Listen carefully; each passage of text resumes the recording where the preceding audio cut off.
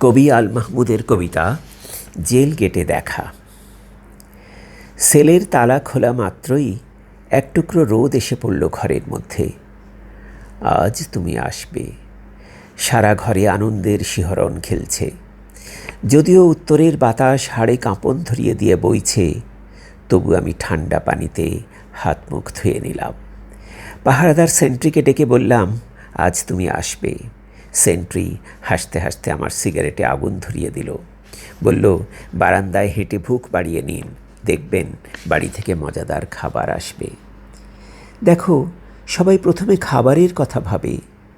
আমি জানি বাইরে এখন আকাল চলছে, ক্ষুধার্ত মানুষ হন্যে হয়ে শহরের দিকে ছুটে আসছে। সংবাদপত্রগুলো না বলে পারছে না যে অকল্পনীয়। রাস্তায় রাস্তায় অনাহারী শিশুদের মৃতদেহের ছবি দেখে আমি কতদিন আমার কারাকক্ষের লোহার জালি চেপে ধরেছি। হায় স্বাধীনতা! অভুক্তদের রাজত্ব কায়েম করতেই কি আমরা সর্বস্ব ত্যাগ করেছিলাম? আর আমাকে ওরা রেখেছে বন্দুক আর বিচারালয়ের মাঝামাঝি, যেখানে মানুষের আত্মা শুকিয়ে যায়, যাতে আমরা উৎস খুঁজে না পাই।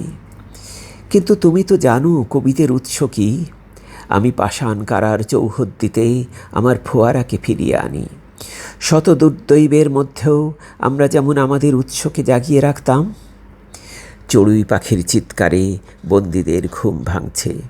আমি বারান্দা ছেড়ে বাগানে নামলাম। এক চিলতে বাগান, ভেজা পাতার পানিতে আমার চটি আর পাজামা ভিজিয়ে চন্দ্রমল্লিকার ঝোপ থেকে একগোছা সাদা আর হলুদ ফুল তুললাম। বাতাসে মাথা নাড়িয়ে লাল ডালিয়া গাছ আমাকে ডাকল। তারপর গেলাম গোলাপের কাছে। জেলখানার গোলাপ, তবু কি সুন্দর গন্ধ।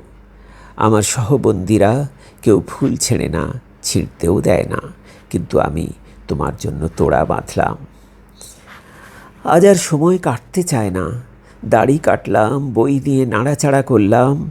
ওদিকে দেয়ালের ওপাশে শহর জেগে উঠছে। গাড়ির ভেপু, রিকশার ঘণ্টাধ্বনি কানে আসছে।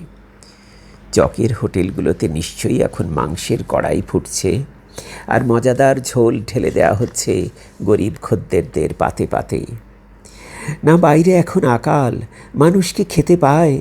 দিন মজুরদের পাত কি এখন আর নেহারির ঝোলে ভরে ওঠে?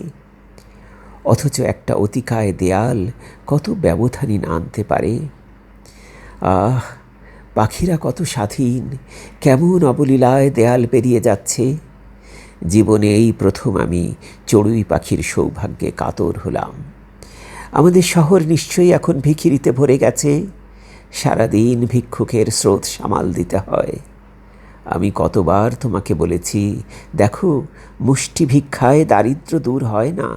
এর অন্য ব্যবস্থা দরকার সামাজিক ন্যায়ের। দুঃখের শিকড় উপড়ে ফেলতে হবে। যদি আমার কথা বুঝতে। প্রিয়তমা আমার, তোমার পবিত্র নাম নিয়ে আজ সূর্য উদিত হয়েছে, আর উষ্ণ অধীর রশ্মির ফলা গারদের শিকড়ের ওপর পিছলে যাচ্ছে। দেয়ালের ওপাশ থেকে ঘুম ভাঙা মানুষের কোলাহল, যারা অধিক রাতে ঘুমোয় আর জাগে সকলের আগে, যারা ঠেলে, চালায়, হানে, ঘোরায়, ওড়ায়, পেড়ায় আর হাত মুঠো করে এগিয়ে যায়। সভ্যতার তলদেশে যাদের ঘামের অমোঘ নদী কোনোদিন শুকোয় না। শোনো তাদের কলরব। বন্দিরা জেগে উঠছে, পাশের সেলে কাশির শব্দ। আমি ঘরে ঘরে তোমার নাম ঘোষণা করলাম। বললাম, আজ 12টায় আমার দেখা। খুশিতে সকলেই বিছানায় উঠে বসল। সকলেরই আশা তুমি কোনো না কোনো সংবাদ নিয়ে আসবে। যেন তুমি সংবাদপত্র, যেন তুমি আজ সকালের কাগজের প্রধান শিরোনাম।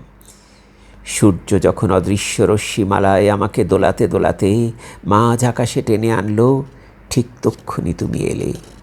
জেল গেটে পৌঁছে দেখলাম তুমি টিফিন ক্যারিয়ার সামনে নিয়ে চুপচাপ বসে আছো। হাসলে, ম্লান, সচ্ছল। কোনো কুশল প্রশ্ন হলো না। সাক্ষাৎকারের চেয়ারে বসা মাত্রই তুমি খাবার দিতে শুরু করলে। মাছের কিমার একটা বল গড়িয়ে দিয়ে জানালে, আবার ধরপাকড় শুরু হয়েছে। আমি মাথা নাড়লাম।